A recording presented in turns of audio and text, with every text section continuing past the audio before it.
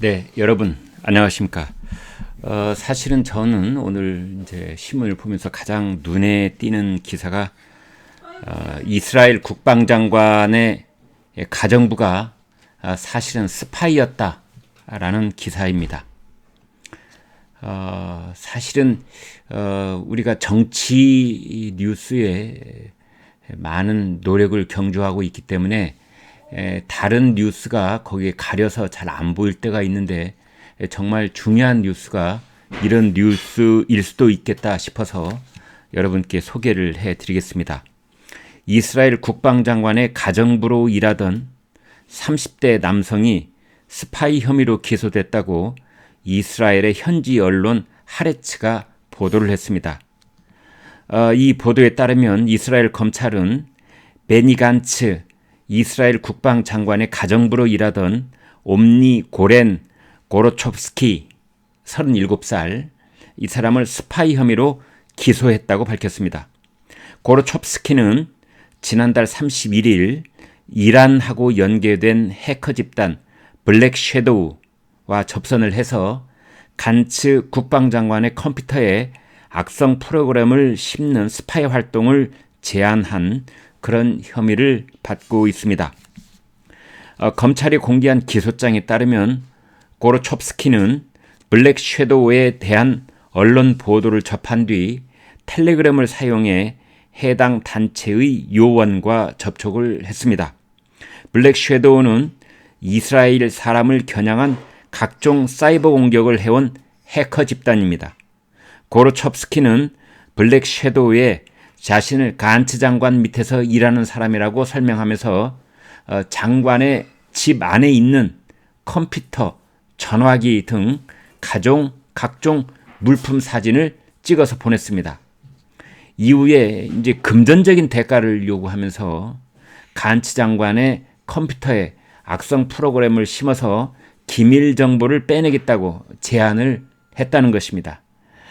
지금까지는 계획이 실행되지는 못했다 이렇게 보고 있는데 추후 조사로 실행된 계획이 있는지 여부가 밝혀질 수도 있겠습니다.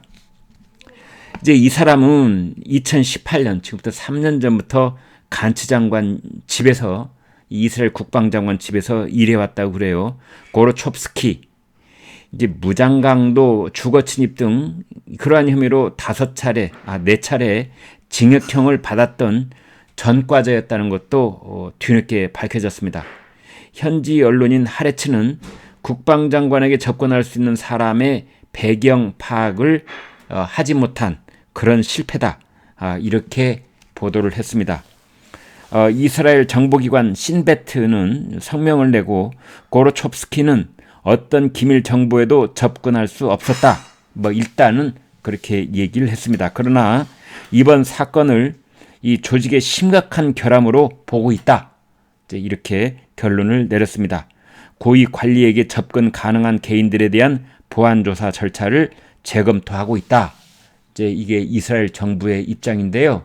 이 뉴스를 보면서 우리나라를 돌아보게 됩니다. 우리나라에도 지금 북한에서 내려온 고위 인사들의 증언에 따르면 한때는 수만 명의 간첩이 활동하고 있었다.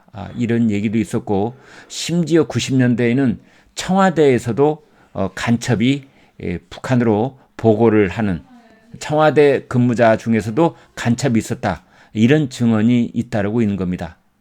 우리나라 국방장관, 우리나라 통일부 장관, 외교부 장관 또는 과학기술부 장관 이런 장관들 집에서 이제 도우미로 일하고 있는 그런 분들에게는 신뢰되는 말씀일 수 있겠습니다만 아무튼 우리 고위 공직자들 금융계통, 과학계통, 그다음에 국방계통 특히 그런 쪽에 그 고위 공직자의 가정에서 또는 회사에서 또는 다른 그 어떤 곳에서 접촉하는 인물들 중에 이러한 이스라엘과 같은 그 비슷한 경우가 없겠는지 정말 걱정이 된다.